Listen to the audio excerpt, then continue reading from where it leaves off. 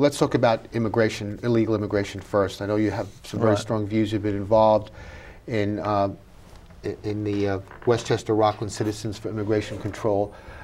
Tell us what you think should be done that hasn't been done with respect to that issue. Well, I think there are very good laws that exist on the books. I know when the day laborer controversy started in Mamaroneck, I went to speak there and meet with people just to inform. I informed them of the laws. I sent faxes to all the town and village local governments in Westchester County, just reminding them that the laws on the books prohibit aiding someone to stay in this country illegally, and there are fines that can be imposed especially for employers who employ persons who are in this country illegally, so that towns and villages certainly shouldn't be a party to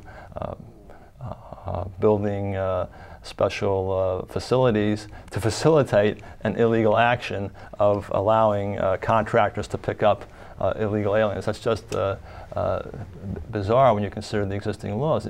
And if these laws are enforced, those persons who come here illegally, the word would get back to their native countries. Well, look, we just can't expect to have those employment opportunities.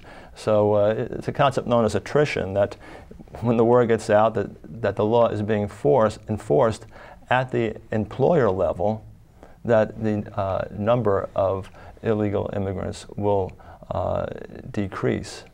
And I think that's really the first step in dealing with the So we stop the employers from employing them. Yes. And then what do we do with them? Well, many times, persons who are here, they're single men.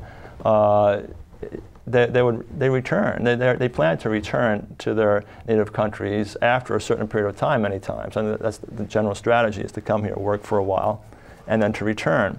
Basically, we're accelerating that schedule to return earlier. Are there any statistics on how many actually return back to their countries voluntarily after a specific period of time?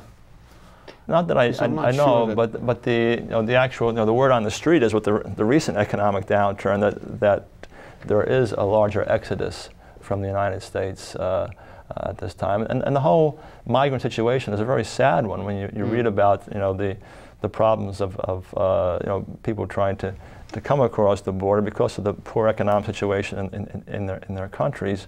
We have to address that situation, and I think that's where NAFTA and other trade agreements come into play. That NAFTA, the North American Free Trade Agreement, really hurt American manufacturing businesses, but also hurt the subsistence farmers in Mexico, and was an inducement for them to come to this country.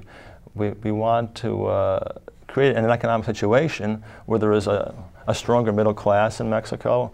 Right now, the wealthiest man in the world is a Mexican. There's an upper class that's not really taxed that heavily, and not much of a middle class. And to put pressure on the Mexican government to deal with the situation, instead of implying or almost urging their poor to come to the United States. So you think it's more of or in large respect, a foreign policy issue of getting the Mexican government to essentially change its policies, yes, economically and socially in Mexico. Yes, and if we could repeal NAFTA, that would also help both American workers and Mexican farmers. How would it help the Mexican farmers? Because agribusiness in the United States is exporting American agricultural products, and they can't compete with those prices in Mexico. So we're selling agricultural products in Mexico at lower cost than the Mexican farmers are selling them. Right. As a result of NAFTA. Right. At the same time, we're sending computer parts over to these factories called maquiladora factories, where they'll be manufactured by Mexicans and then sent back to the United States, taking those manufacturing jobs away from Americans. And there are some so-called free trade bills pending now in Congress, right? Mm-hmm. Right, I believe so, and I think we have to look at fair trade. The concept is it fair to the American worker? Is it going to hurt the American worker, or is it going to hurt people in these countries? Is it just going to benefit a select clientele of international financiers, corporate executives of certain agribusiness companies or other companies, or what is the effect going to be? The migrant lifestyle it's a very sad one. Being separated from your wife, your children, and of course there have been local tragedies here in Mount Kisco.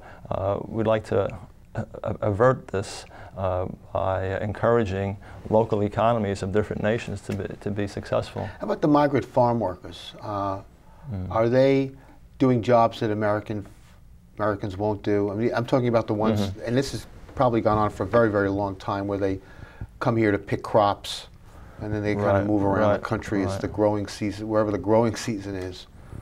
Right. Some people have, I guess, urged a limited program for seasonal workers to come into the country. I suppose there's some room for that type of work. The guest worker program. Right. What do you think of that? I'm not in favor of a general guest worker program. I think we can develop technologies. Now, some people have developed actually tougher tomatoes, exactly, because actual mechanized equipment could pick them, or to encourage to raise the prices that are paid. If people pick these crops, it's difficult work. If you pay $15, $20 an hour, I'm sure the price of some of these fruits and vegetables might go up a bit. But that's the law of supply and demand. And there are American people who are unemployed now. It's going up to 6%. And if they're paid fairly and given good working and living conditions, I'm sure some of them would be willing to do that work. Even though we'd have to pay higher prices for the... One of the big controversies the last year was the immigration bill. Right. And as you know, there was a lot of bipartisan support for that bill. John McCain supported it, a lot of Democrats supported it. I think even the president supported it, but it never, there was a lot of opposition to it. What did you think of that bill, and what would you replace it with? What would you like to see enacted rather than that, if you weren't in favor of that? Well, I was very active in opposing that amnesty bill last year. I attended meetings in Ardsley and elsewhere, and I thought it would have been a disaster, very, very costly bill. Because of what? What aspects of it did you think would be very costly? Well, it's really a repetition of the Immigration Reform Act of 1986, called the IRCA bill, which legalized supposed to be about 2 million, ended up about 3 million illegal immigrants, and the costs of that were very high, especially as far as the children who need a lot of social services, and then a lot of the people who became citizens brought over their elderly parents.